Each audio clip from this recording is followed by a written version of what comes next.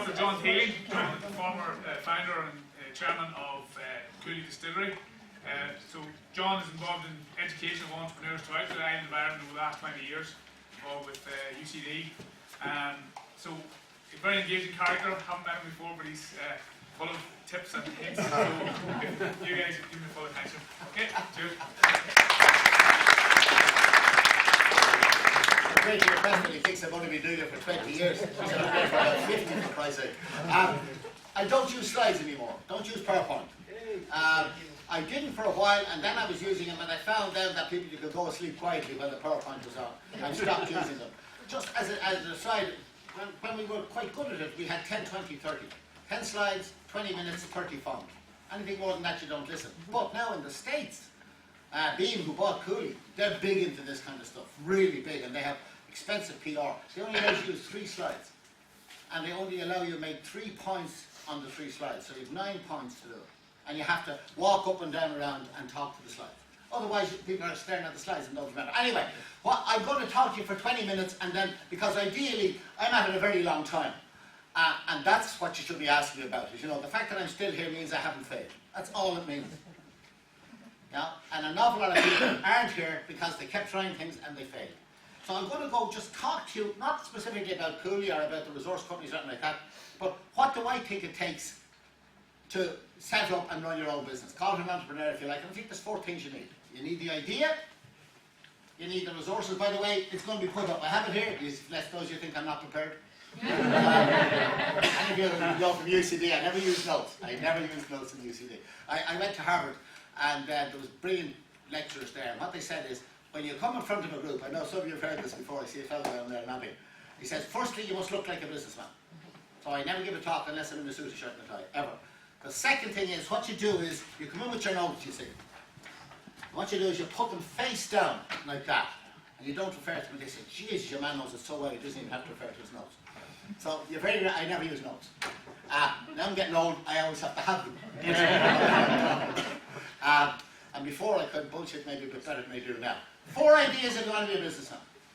You must have the idea, and I'm going to focus a bit on that. Secondly, you must get the resources. Thirdly, you have to be able to handle the uncertainty. Not the risk, they talk about risk, uncertainty. And fourthly, the thing you need is the guts, the determination, the enthusiasm, or the energy to make it work. That's it. And it's as easy as that, but as difficult as that. Now the idea, and I can put this to you, if you don't believe your idea, against the advice, the belief, the discouragement of everybody else, it can't work. This is why I have trouble, with respect to what's going on here today, I have trouble with cooperative entrepreneurship, social entrepreneurship, and more than one person. Because somebody has to believe it. Somebody, I'm sorry, yeah, I don't, I have problems with it. Ask me about it. Because there must be a driver. Just to say what's lacking in Europe at the moment is there's no dictator.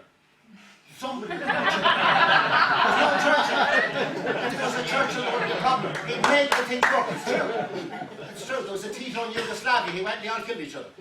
It's the same thing. There must be, you must believe in your idea. I don't care what it is.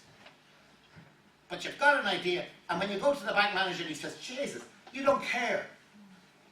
And that's why a lot of you have trouble, or a lot of us have trouble doing spreadsheets. You don't care. They asked me in Cooley, you know, what were your 5, 10 and 15-year projections for whiskey? And they hadn't been in the distillery in 100 years. What would you like? What would get you the grant? I think it's even worse. Actually, this is serious, you know this. You hire your local accountant, has no idea what you're talking about, and he does your spreadsheet. What in God's name could he know about your business? So you have to believe it. Because you're going to sell it, you're going to run it, you're going to stick with it in the bad times at 4 o'clock in the morning, and it has to be you. And you get this idea, or you know exactly when the Cooley idea came to. I was in a pub and I don't drink, called the Plough and Stars of Massachusetts Avenue in Cambridge, Massachusetts. A fellow called William MacArthur, and there's a plaque up now. They got the year wrong, but it's a nice plaque. And I said, you know, I could build a distillery better than the Gobdalls running it, the one in Ireland at the time. And it was as simple as that. It took 17 years before you had the money, not unusual, and before we could set it up. But I really believed at that time that I had done the background work that I could do it. I didn't know anything about numbers, I knew nothing about distilling, I never drank whiskey in my life. not from the industry, though I have subsequently found, you'll see my son who's going to set up the next one, the Teeling Whisky Company. There was a Teeling Distillery from 1782 to 1800 in Marylebone Lane in Dublin, so maybe I did have a background that I didn't know about. If there wasn't, the next time I write in the history, it will be, believe me.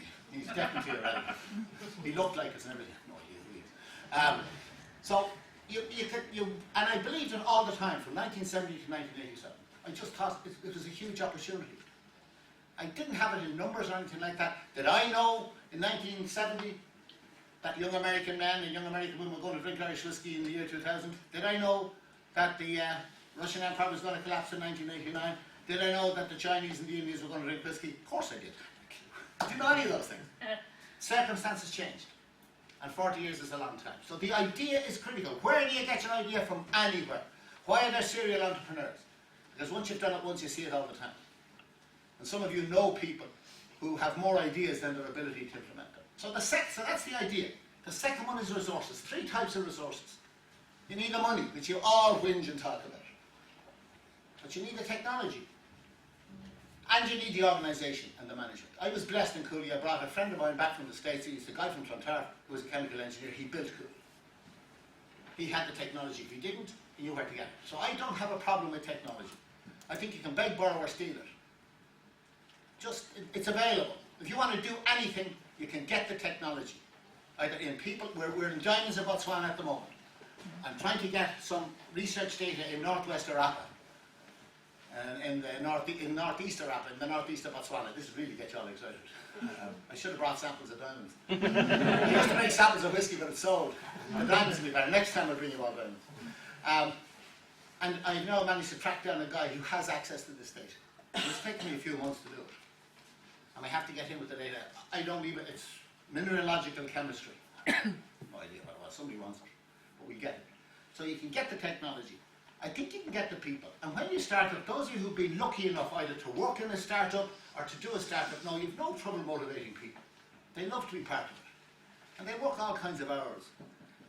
You don't have unions, you don't have rules and regulations, because they're part of something, they are creating something, and it's great. When you get to be 20 years old in a business like Cooley, you start to see the unions appearing. Because you, as the founder, have moved away from the guys who are on the floor, the business is successful, and you don't have a consensus of objectives anymore. It's interesting. And, so you get the people. I think there's fabulous people available here. Fabulous skills, no problem getting the organisation. You need to be lucky to get a consigliere. I've had a guy with me for 28 years. A quiet, sensible accountant. And when I do the very worst things, why has he survived for 28 years? Because he agrees with me all the time. That's true. Some of you know that. You disagree with me at your peril. But he doesn't do what we agree. That's the difference.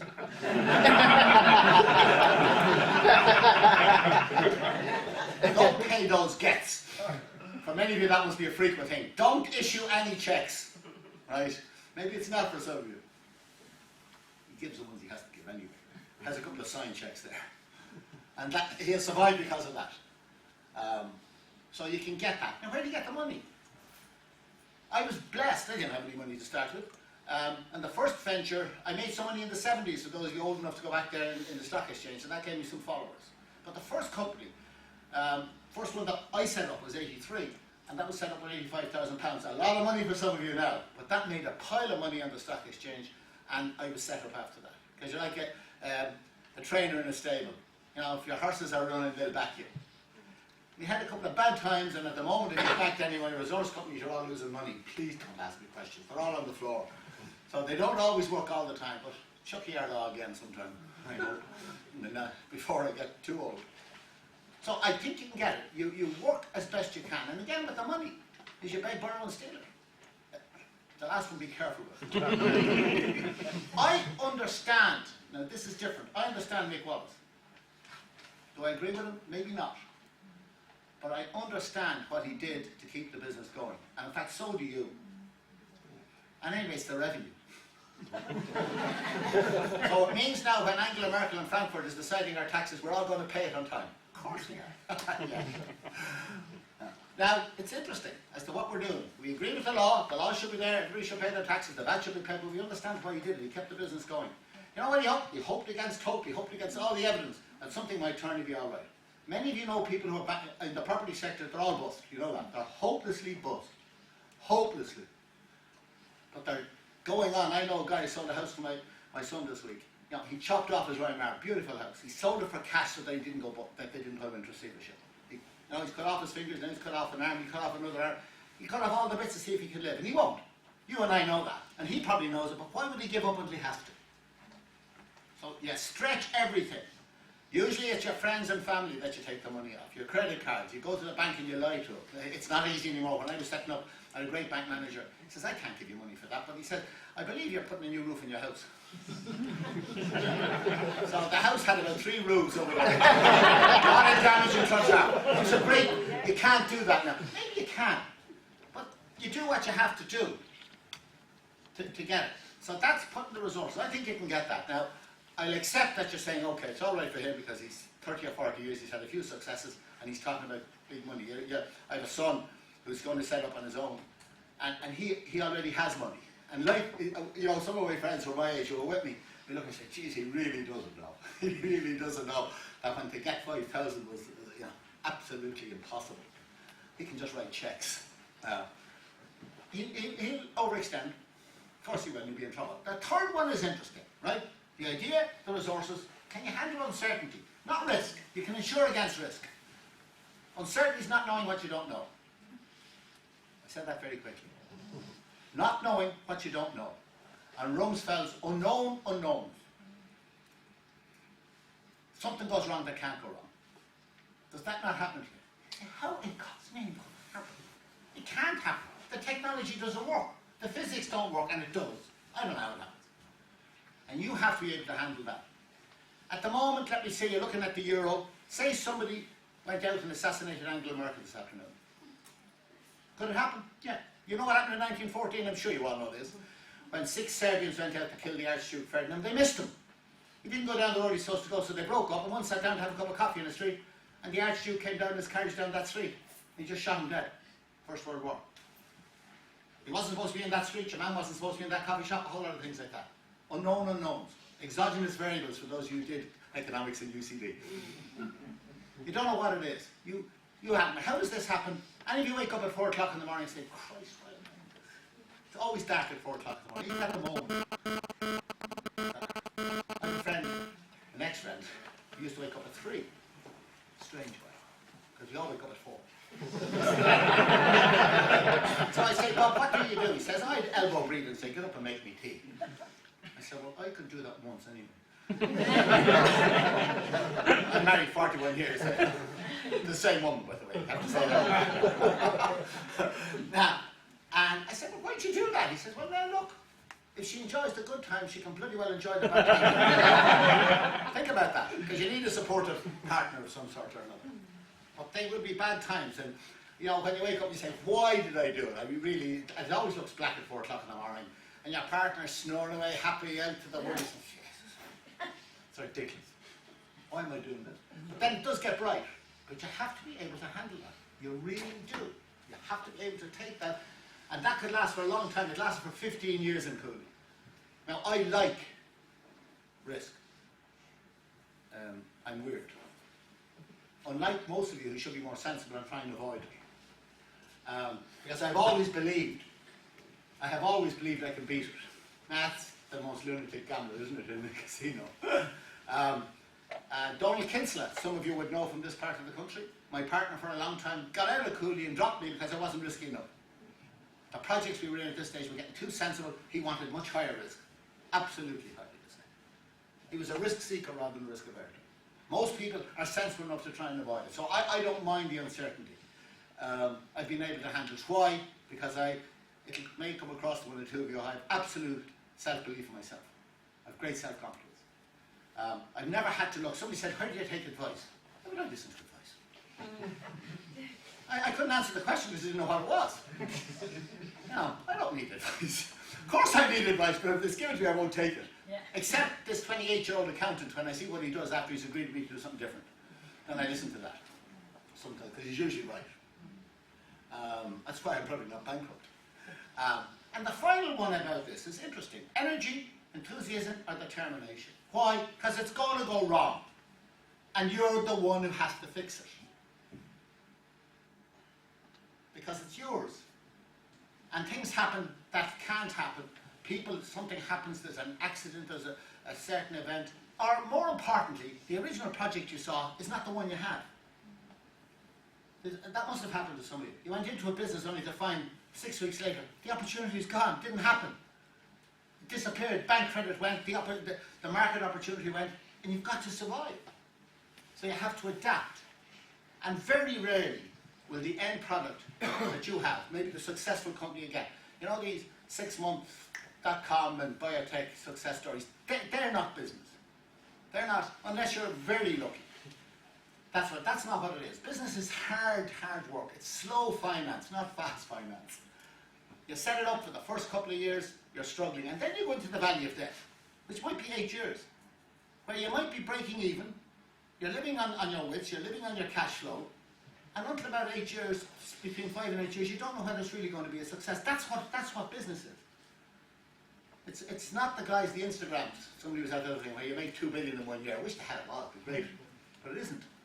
For all of us who are in businesses, it's a slow process. All right, Cooley was 11 years to profit, 15 years to payback. That was stupid. Which is why my son is rushing into building his own one. Takes after his mother. So come back to about the energy, the enthusiasm, and the determination. We have not, a number of our businesses have gone sideways. Things have gone wrong, particularly in the resources, where we've lost licenses. What we have to do, yep, I'm going to stop in a minute. Cow lighter here beside me. Uber group and Führer. And you have to adapt and change, if you're able to. Now, in some cases, I was asked once, a young lady was in the thing, she says, when do you know it's time to give up? And in some cases, maybe it's when the bank won't honor your check. And it will happen. Now, I'm blessed that hasn't happened to us yet. We did have a situation where, 1993, where a takeover of Cooley was turned down correctly, and the bank on a Friday said, any chance we could see you 9 o'clock on Monday morning? For the third time. But I was able to put deals over the weekend together, where 3 of us put up $1.5 million. I know, you haven't got that.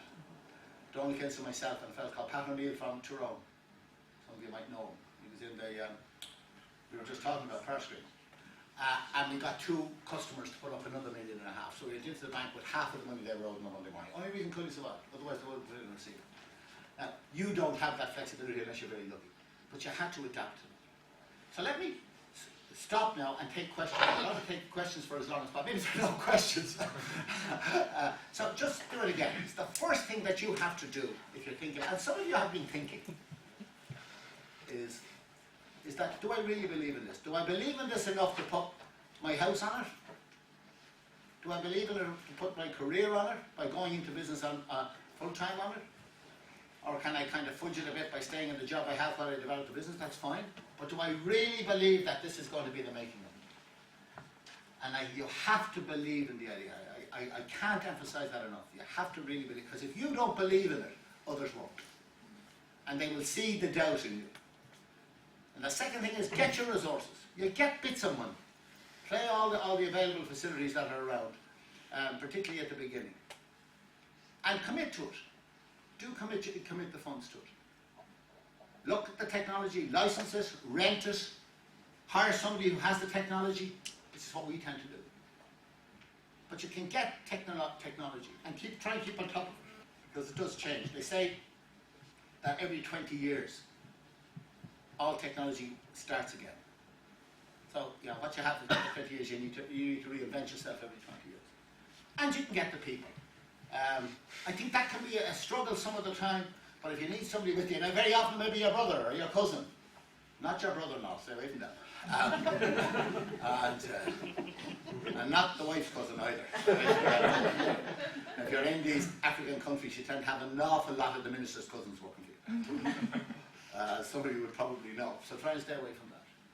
And finally, you really do have to have the energy and the determination to do it. Now, I think that's that in a box, that's what it's at. What I would like to do is take any questions you have as to how these things have worked out for me over the years. Just before I take the questions, is where are we now? I'm able to use the bus pass, but I haven't. I haven't got the one. I have to go to Dublin Corporation and get my picture taken or something. There's no Dublin bus or something. I haven't done that yet because I can't go in the free bus to get the picture taken. We are looking at a couple of new ventures. If you're lucky enough to be healthy, and I haven't yet. Am I different than I was 40 years ago? Yes, I am. I think I have more scar tissue, like about 3 feet thick all over me. And I think that makes me more conservative. I just don't think I am as open as I was 40 years ago. I think that's the biggest change. Doesn't mean we won't set up businesses, no. Doesn't mean we're more cautious in what we do. I think it is, yes, and I think that's awful. But again, I won't do something unless I believe in it, you see. So now I say, geez, it's terrible, I feel awful when you're looking like that. I think that's the only change. Now I can afford it. That's ridiculous, isn't it? Now I can afford to gamble the money and I won't gamble it. It's ridiculous, but we will have new ventures. Probably we'll do our own whiskey company as well as Jack's outside of Dublin, and probably 1 or 2 more resource ventures. We keep going. The trouble with the whiskey company is 15 years. I'm 66, 81, yeah, what the hell. Why not? Okay. Now, are there any questions? Jeez, that was quick. John, do you think that the kind of the self-belief and the, I suppose, the hassle of living with the uncertainty is one of the key factors that puts people off? They say that 1/2 of 1% of the people are entrepreneurial, but they don't know what that 1/2 of 1% is. I think if you looked at the people here, remember what you're doing here. What you should do is think of all the people who are not here. They're the ones who didn't want to be here. They had no interest in setting up their own businesses at all. So they're the ones who have self-selected. You used to say, why are so many entrepreneurs come out of the big common UCD? Because the kids who thought maybe I want to set up went in to learn some of the techniques that we want. It's meaningless. The big common didn't teach them to be entrepreneurs. I think somehow or another, I have to tell you, I think it's inbred. I think it's inherent that you want to do it. I think it can be refined and developed. Of course it puts people off. And in times of greater uncertainty, 2 things happen. Some other people would say the risks are bigger because the future looks worse now than it did. So the present value of it is less. And there's others saying, well, I have no choice, this is the time to get started. On the other hand, I think that if you really have an idea and you want to do it, I'm not so sure that whether it's in recession or whether it's in boom times really matters all of that much. Now, some of you, if you lose jobs and things like that, you are forced to become entrepreneurs. That happens a lot. You know that you're forced to think of it. We were interviewing some people this week, and what we wanted to do was to say, look, you're working for huge multinationals, all 4 were. Did you pick up anything in that multinationals that you could run this business yourself? Because they're going to have to take the company, develop a strategy, implement the strategy, and sell it. It's one of the resource companies. And I'm not sure whether and the one that was best was a woman in terms of her ideas, but she'd be the worst in trying to sell it to British investors. And there were a couple of real flash guys, but they hadn't thought that through. They had no idea. And we're kind of stuck with this problem. As to what does that help you? I think handling uncertainty and risk. I think you get used to it. You've done a few of them. Maybe you get numb. Noon. It's a bad answer, by the way. What do you look for when you're recruiting people? Depends for what. For important roles. I'm going to use this awful phrase of a self-starter, that people have to work on their own. Because I work in a small room in Clontarf that I've been in since 1969. So they're going to be working on their own. That's exactly what we were doing with these 4 people. I think 3 of the 4 could. Now, they would be directors of the resource companies. In the case of Cooley Distillery, I got a guy, David Hines, that said, I leave him alone. He didn't want me near him. I would have interfered with them. So you're looking at guys who are self-sufficient and also probably fairly confident. I have to tell you, I like people who have good qualifications. I was an academic for a long time. I think if you got first place in anything, or if you won something, you get past me. Now, for the rest of us who never won anything, I never got first and I never won anything. But I'm hiring now, it's on the other side of the fence. Tom Roach built Cement Roadstone. He only took the top 5, he only interviewed the top 5 people of the year. Wouldn't interview anybody else. And did he have good managers in Cement Roadstone? Yes, he did. Because bright people tend to be bright. It's not as stupid as it sounds. Can some of them be weird? Yeah, a lot of them. You want to see some of the people who work with me?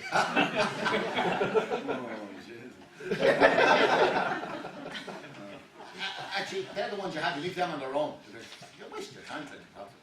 And they're very come up to me at the moment, and I don't know what's going to happen to him. You're afraid to disagree with me, 6'8". But he is very much his own man. Just very, very much his own man. A young woman who worked with me many years ago, and she's the same.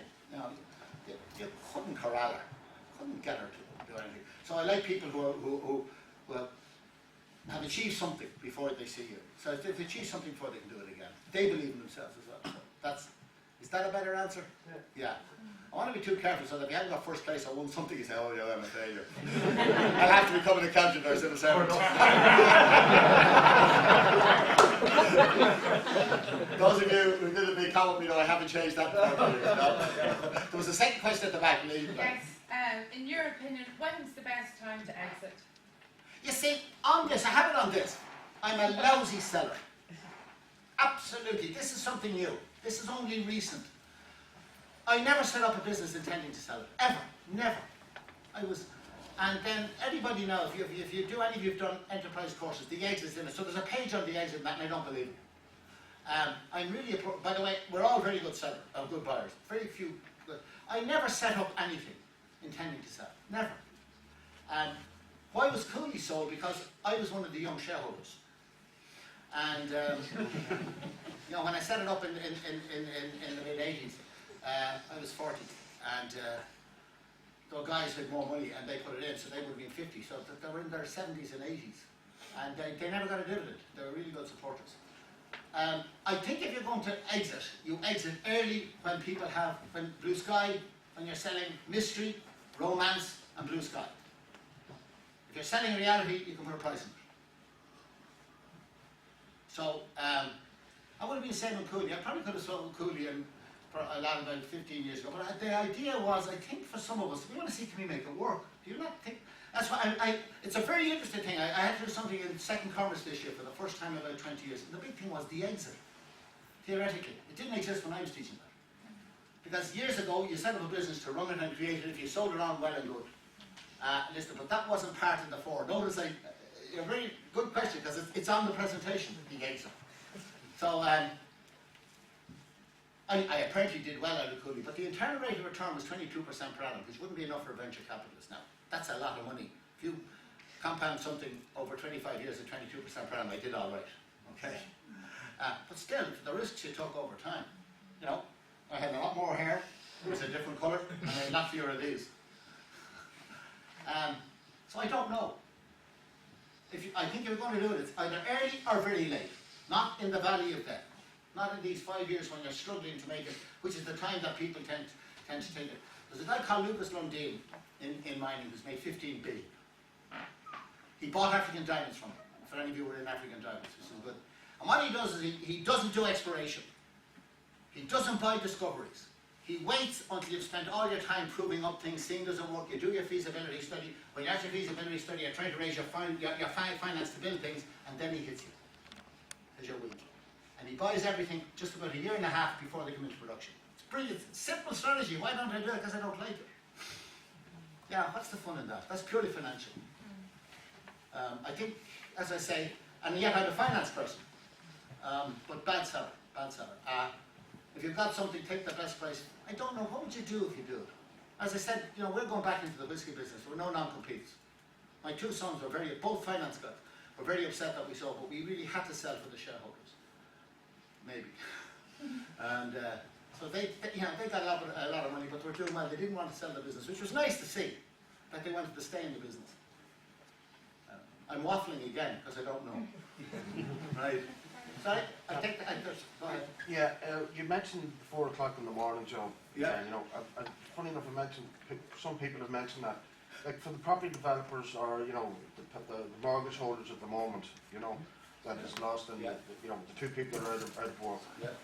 Is there an answer for that, or is there? There has to be. Is there tablets, or is there? You know. No. Try not take the tablets. Try not take the tablets. Yeah. Look, I'm very clear on this.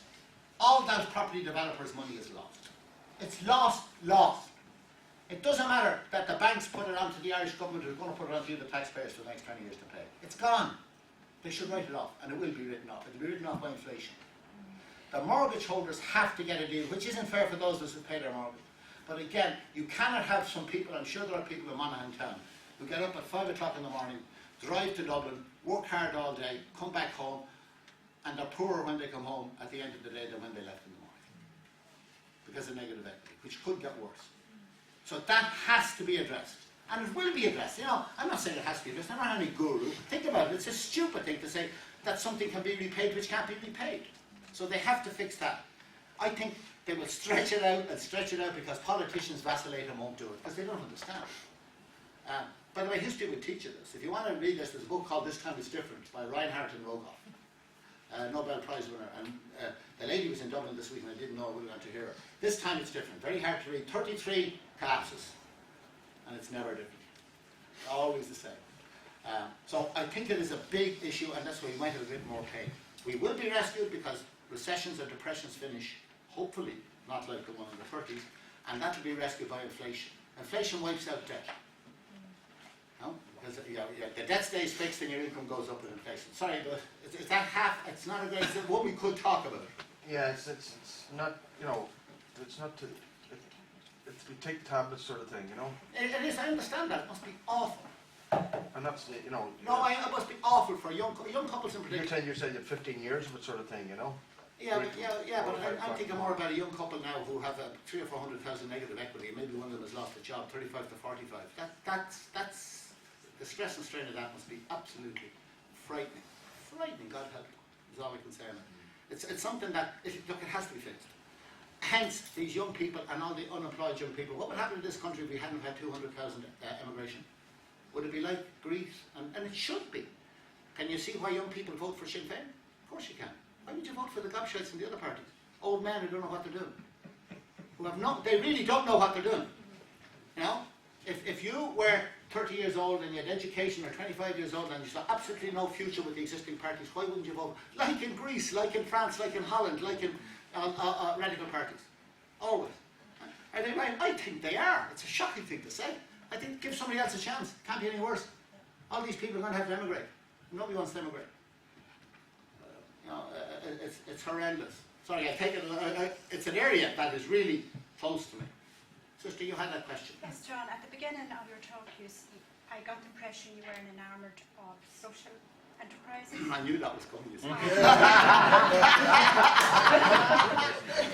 Shows you I'm very confident. I was prepared to take the question from you. Yeah. I could have said, go on. Sorry, sir.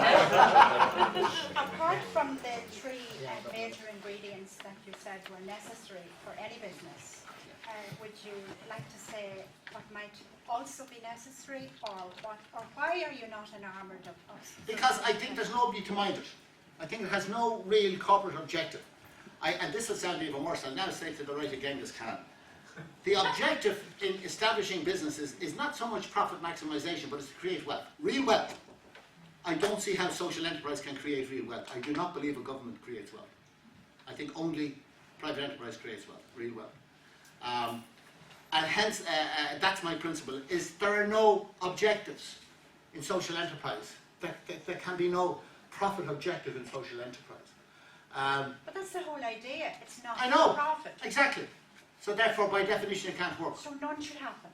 It can't work. In the long term, it can't work. It's an inefficient use of resources. Resources won't be allocated correctly. Oh, I see, they're getting uncomfortable. I see people. Time is nearly up. I think it's an interesting area. It's a couple of them. No, I'll take another question. I think it's an interesting area that I'd be happy to discuss, because I also don't believe in state enterprise, because the state is using money that it doesn't have to pay back. It doesn't have. The state is not going to wake up at 4 o'clock in the morning when they're not making their profit targets no more than the social enterprise people are. And also, I'm afraid that the people. I'm going to stop. The people in social enterprise are not the type of people that I would hire to run my ventures. I want driven people. Have you any jobs going? Look at folks. All right, I take it now.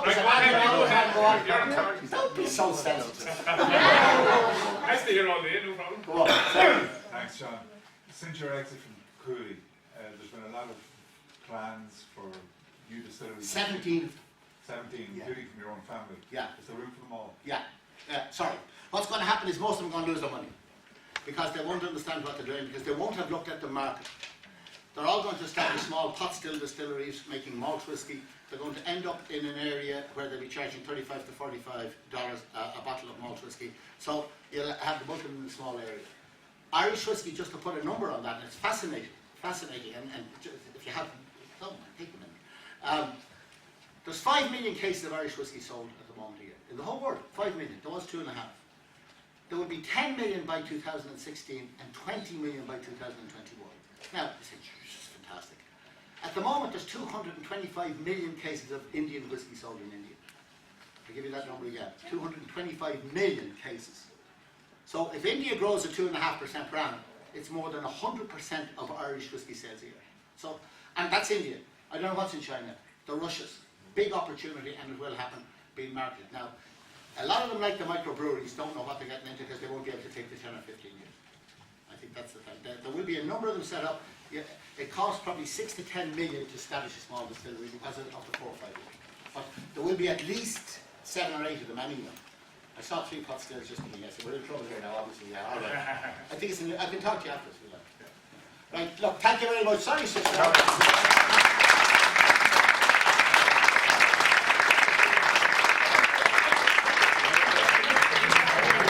Thanks very much. Folks, I think we have a Teeling base camp. Sit here all day, this is